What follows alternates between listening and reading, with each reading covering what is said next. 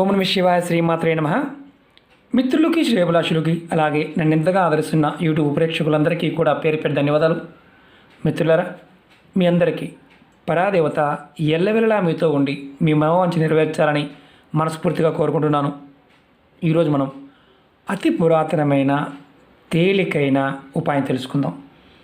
మీకు ఎటువంటి సమస్య ఉన్నా, మీరు సమస్యలతో ఇబ్బంది పడుతూ ఉన్నా, మీ సమస్యల్ని తొలగించుకోవడానికి అతి తేలికైన అతి పురాతనమైన తాంత్రిక ఉపాయం ఇది. మన పెద్దలు నిత్య జీవితంలో భాగంగా చేశారు. ఎవరైతే ఇబ్బందులు పడుతూ ఉంటారో వారు తప్పకుండా ఈ ఉపాయాన్ని ఆచరించేవారు.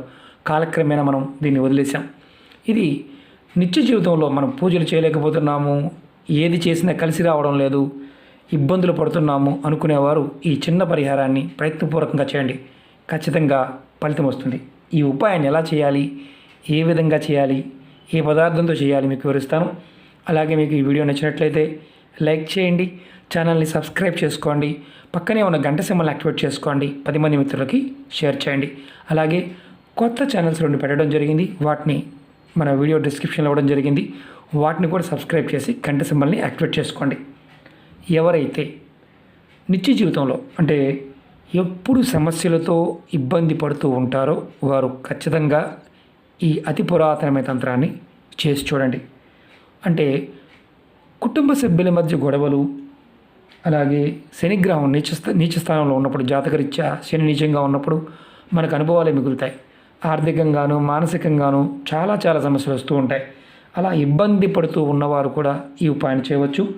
అలాగే చేస్తున్న ఉద్యోగంలో, చేస్తున్న పనుల్లో ఇబ్బందులు, వ్యాపారంలో నష్టాలు రావడం, ఏదైనా వ్యాపారం మొదలుపెట్టాం అది మూతపడిపోవడం, అలాగే ఉద్యోగం పోవడం, అనేక అనారోగ్య సమస్యలు ఇబ్బంది పెట్టడం, కుటుంబంలో ఒకరి తర్వాత ఒకరికి అనారోగ్య సమస్యలు రావటం, భార్యాభర్తల మధ్య గొడవలు, కుటుంబ సభ్యుల మధ్య ఉన్న వాళ్ళ మధ్య మేము గొప్ప, మా మాటే వినాలి, మేము చెప్తున్నదే కరెక్టు అని కుటుంబ సభ్యులు ప్రవర్తిస్తూ ఉన్న వారి జాతకంలో శని భగవానుడి యొక్క ప్రభావం అధికంగా ఉందని అర్థం. వాళ్ళు ఎవరి మాట వినరు, చెప్పిన మాట వినకుండా ప్రవర్తిస్తూ ఉండటం, అలా ఉన్న ఈ ఉపాయం చేయవచ్చు. అలాగే కుటుంబ సభ్యుల మధ్య గొడవలు జరుగుతూ ఉన్న, మీకు సమాజంలో పేరు ప్రతిష్టలు, గౌరవ మర్యాదలు అనేవి లేకుండా ఉన్నా, తగ్గిపోయినా, మిమ్మల్ని అందరూ చులకనగా చూస్తూ ఉన్న ఈ ఉపాయాన్ని ఖచ్చితంగా చేయండి. అలాగే మీకు సమస్యల ఏదైనా ఏ సమస్య అయినా సరే, ఒక్క సమస్యని కాదు, ఏ సమస్య నుంచైనా బయటపడడానికి మార్గాలు తెలియాలన్నా ఈ చిన్న ఉపాయం చేసి చూడండి. ఇది సాయంత్రం చేయాలి. శనివారం సాయంత్రం 8 గంటల నుంచి 9 గంటల మధ్యలో చేయాలి. యాక్చువల్గా దీన్ని ప్రదోషకాలం అంటారు. ప్రదోషకాలంలో ఎవరైతే శివుణ్ణి ఆరాధిస్తారో, సహజంగా త్రయోదశిలోను ఏకాదశి ఈ సమయాల్లో శివాభిషేకం చేస్తూ ఉంటాం. మనం ఈ ప్రయోగం మన జాతకాన్ని మార్చుకోవడానికి, మన సమస్య నుంచి బయటపడడానికి దీన్ని ప్రదోషకాలం దీపారాధన అంటారు. రకరకాల విధానాలు ఉన్నాయి. ఇది ఒక పురాతనమైన తాంత్రిక ఉపాయం. ఈ విధానం కూడా చాలా చిన్నగా ఉంటుంది, పురాతనమైంది. ఇది ప్రదోషకాలంలో చేయటం వల్ల, ఆ సమయంలో శివారాధన చేయటం వల్ల అద్భుతమైన ఫలితం ఉంటుంది. మనం సూర్యాస్తమయం అయిన సమయానికి, మనం ఎక్కడున్నా సరే, ఏ దేశంలో ఉన్నా సరే, సూర్యాస్తమయం అయిన తర్వాత 2 గంటల 24 నిమిషాల తర్వాత నుంచి ఈ సమయం ప్రదోషకాల టైం అంటాం. ఈ సమయంలో దీపారాధన చేయటం వల్ల అద్భుతమైన ఫలితం ఉంటుంది. శివారాధన చేయటం వల్ల కూడా అద్భుతమైన ఫలితం ఉంటుంది. ఈ ఉపాయాన్ని మీకు సమస్యలు, ఇబ్బందులు పడుతున్నవారు ఈ కాలంలో, ప్రదోషకాలంలో చేయటం వల్ల సమస్యల నుంచి బయటపడతారు. అలాగే ఈ సమయంలో, ఇప్పుడు మనం పాండమిక్ సమయం ఎదుర్కొంటున్నాం, ప్రతిరోజు కూడా ప్రదోషకాల సమయంలో మృత్యుంజయ మహామంత్రాన్ని జపించడం వల్ల ఏదైతే మనం మహమ్మారి వల్ల ఇబ్బంది పడుతున్నామో, అనారోగ్య సమస్యలతో ఇబ్బంది పడుతున్నామో దాని నుంచి కూడా బయటపడవచ్చు. ఆ మంత్రం మనల్ని రక్షిస్తుంది. ఆ సమయంలో శివుడు చాలా ఆనందంగా ఉంటాడు, శివతాండవం చేస్తూ ఉంటాడు. మనం మృత్యుంజయ మహామంత్రాన్ని జపం చేయడం వల్ల కుటుంబ సభ్యులు అనారోగ్యంగా ఉన్నా, ఆ భయం ఉన్నా తొలుగుతుంది. అలాగే ఆ సమయం మీరు చక్కగా ఈ చిన్న దీపారాధన చేసి చూడండి. మీరు ఖచ్చితంగా ఆ ఇబ్బంది నుంచి బయటపడతారు. శనివారం నాడు ప్రదోష కాలంలో శనిదేవుణ్ణి పూజిస్తారు, అలాగే శివుణ్ణి పూజిస్తారు. శని దోషాల నుండి బయటపడడానికి కూడా చాలా వరకు చాలామంది చేస్తూ ఉంటారు. ఇది రెగ్యులర్గా చేసే ఉపాయం. ఇది పురాతనమైన ఉపాయం. మనం ఎలా చేయాలో చెప్తాను. ఈ ఉపాయానికి కావాల్సింది నువ్వుల నూనె కానీ ఆవాల నూనె కానీ రెండింటిలో ఏదో ఒకటి తీసుకోండి. ఈ రెండే వాడాలి. అలాగే మీరు రాత్రి 8 నుంచి మన దగ్గర సమయం అంటే మీకు సూర్యాస్తమయం అయిన తర్వాత 2 గంటల 24 నిమిషాల తర్వాత ఈ దీపారాధన చేయండి. ఈ సమయం చాలా ఇంపార్టెంట్ సమయం అనమాట.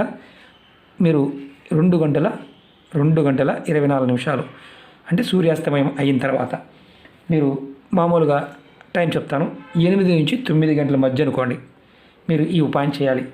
మీరు చక్కగా 8 గంటలకు ఒక రాగి పాత్ర తీసుకోండి, లేదా ఇత్తడి గిన్నె కానీ రాగి గిన్నె కానీ తీసుకోండి. లేదంటే మీ దగ్గర ఇవి లేదు, ఇత్తడిది లేదు, స్టీల్ పాత్ర అని తీసుకోండి. తీసుకొని దానిలో మీరు చక్కగా నూనె పోయండి. నువ్వుల నూనె కానీ లేదా ఆవ నూనె కానీ నేను చూపిస్తాను. ఇలా పోయండి. నేను జస్ట్ చూపించడం కోసం మాత్రం పోసాను. ఇది కాపర్ ప్లేట్. ఇది దీనిలో నూనె పోయండి. తర్వాత ఈ నూనెలో అంటే మీరు ఇది ఎక్కడ చేయాలి అని అనుమానం వస్తుంది. మీ పూజా మందిరంలో కానీ మీరు చేయవచ్చు, ఎక్కడైనా చేయవచ్చు, ఇబ్బంది ఏం లేదు. ముందుగా మీరు ఏం చేస్తారంటే ఎవరైతే సమస్యలతో ఇబ్బంది పడుతున్నారో వారు మాత్రమే చేయండి. సమస్యలు లేనివారు చేయవద్దు. నూనె పోయండి. తర్వాత ఈ నూనెలో మీ ముఖాన్ని చూసుకోండి. ఇందులో మీ ముఖం చూసుకోండి. గురువుగారు మా ముఖం కనిపించలేదని గురువుగారు అనుకోవచ్చు. నూనె పోసిన తర్వాత నూనెలో మీ ముఖం చూసుకోండి. ఇప్పుడు నా చేయి కనిపిస్తుంది నూనెలో, చూడండి. అలా మన ముఖం కూడా కనిపిస్తుంది. చూసిన తర్వాత మీరు ఇది చేస్తున్నప్పుడు, ఈ ఉపాయం చేస్తున్నప్పుడు మీ ముఖం తూర్పు వైపు ఉండాలి. మీరు మీ పూజా గదిలో చేయవచ్చు, ఏ గదిలో అయినా చేయవచ్చు. తర్వాత నూనెలో ఇలా 2 ఒత్తులు, తెల్లటి ఒత్తులు 2 ఒత్తులు వేయండి. ఇలా ఇది నేను చూపించడం కోసం మాత్రమే చేస్తున్నాను, గుర్తుంచుకోండి.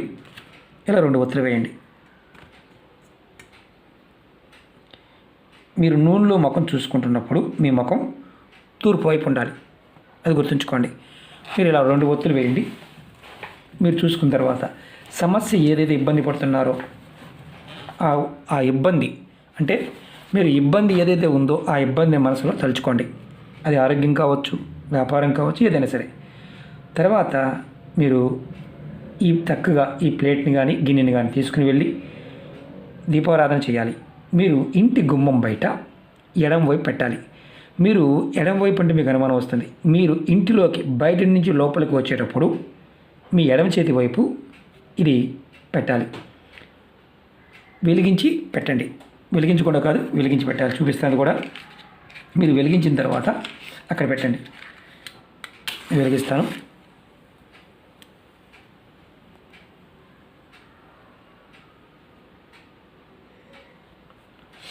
నేను వెలిగించాను. చిన్న గిన్నెని పర్వాలేదు, దాంట్లో కొద్దిగా నేను తీసుకోండి, దాంట్లో వెలిగించండి. తర్వాత మీకు ఇంటి లోపలికి వచ్చేటప్పుడు ఎడమ చేతి వైపు పెట్టి మీరు ఇంట్లోకి వచ్చేయండి. ఎవరైతే వెలిగించారో వారు ఉదయం మీరు దాని తర్వాత తీయాల్సిన అవసరం లేదు. మీరు ఉదయం నిద్రలేచిన తర్వాత మీరు ఈ గిన్నెని అలాగే ఈ ఒత్తులు ఉన్నాయి కదా, దానిలో కొంచెం నూనె మిగిలిందనుకోండి. నూనె మిగిలితే ఆ నూనెని తీసుకొచ్చి మీరు ఏదైనా ఖాళీ ప్రదేశంలో కానీ ఎవరు తొక్కని ప్రదేశంలో పోయండి. లేదంటే మీ ఇంట్లో షింక్లో పోసేయండి. పోసి గిన్నెని కడిగేయండి.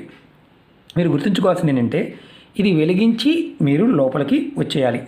మరి ఇది ఎటువైపు ఉండాలి ముఖం అనేది మీకు అనుమానం వస్తుంది. మీరు ఇంట్లోకి వస్తున్నారు కదా, మీరు ఇంట్లోకి వచ్చే ముందు ఈ 2 ఒత్తులు ముందుకే ఉండాలి.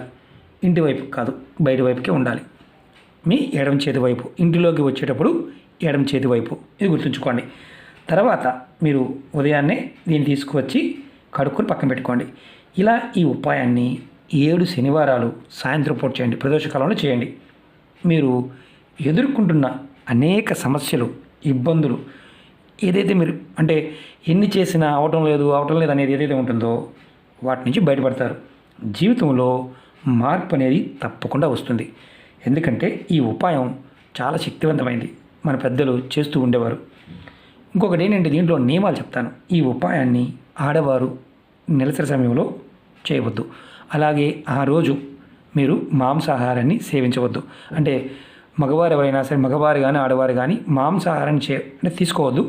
మందు తాగేవారు, సిగరెట్ తాగేవారు ఉంటే ఈ ఉపాయం చేసిన తర్వాత అంటే మీరు సాయంత్రం చేస్తారు కదా, స్నానం చేసిన తర్వాత చేయాలి.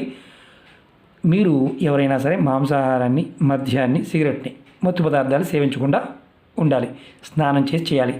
ఆడవారు నెలసరి సమయంలో మాత్రం చేయవద్దు. కుటుంబ సభ్యులు ఎవరైనా ఒకరు చేసినా సరిపోతుంది. ఎందుకంటే నెలసరి ఉన్నవారు పొరపాటున ప్రయత్నం చేయవద్దు. 7 శనివారాలు తప్పకుండా చేయాలి. మధ్యలో గ్యాప్ వచ్చింది గురువుగారు ఏమైనా ఇబ్బంది, అలాంటిది ఏమీ లేదు. ఈ శనివారం మీకు కుదరలేదు, 2వ శనివారం మీకు కుదరలేదు, 3వ శనివారం కుదిరింది అనుకోండి, అలా ఖచ్చితంగా 7 శనివారాలు ప్రయత్నించండి. మార్పు అనేది ఖచ్చితంగా వస్తుంది. ఇది చాలా పురాతనమైనది, తేలికైనది, ఫలితాన్ని ఇచ్చే ఉపాయం, పురాతనమైన ఉపాయం. ఇది మన పెద్దలు సమస్యలతో ఎక్కువ మంది బాధపడుతూ ఉంటే ఈ ఉపాయాన్ని చేయించేవారు. ఇప్పటికీ కొంతమంది కుటుంబాల్లో చేస్తూ ఉంటారు. మనం రానంటే మనం ఇంటి దగ్గర దీపం వెలిగించడం కొంచెం కష్టంగా ఉంది కాబట్టి కొంతమందికి అవకాశం ఉండదు. ఇంకొకటి ఏంటంటే అవకాశం లేనివారు, అంటే మేము చేయలేము, మేము అపార్ట్మెంట్లో ఉన్నాము, ఎవరన్నా ఏదైనా అనుకుంటారు అనుకునేవారు పొరపాటున ప్రయత్నించేయమాకండి. ఎందుకంటే చేయలేని వారు మేము చేయలేము అని చెప్తూ ఉంటారు కాబట్టి చెప్తున్నాను. మీరు చేయలేని వారు పొరపాటున ప్రయత్నించేయమాకండి. చేయగలిగేవారు మాత్రమే ప్రయత్నించండి. ఓకే మిత్రులారా, మీకు ఈ వీడియో నచ్చినట్లయితే లైక్ చేయండి, ఛానల్ని సబ్స్క్రైబ్ చేసుకోండి, పక్కనే ఉన్న గంట సింబల్ యాక్టివేట్ చేసుకోండి, 10 మంది మిత్రులకి షేర్ చేయండి.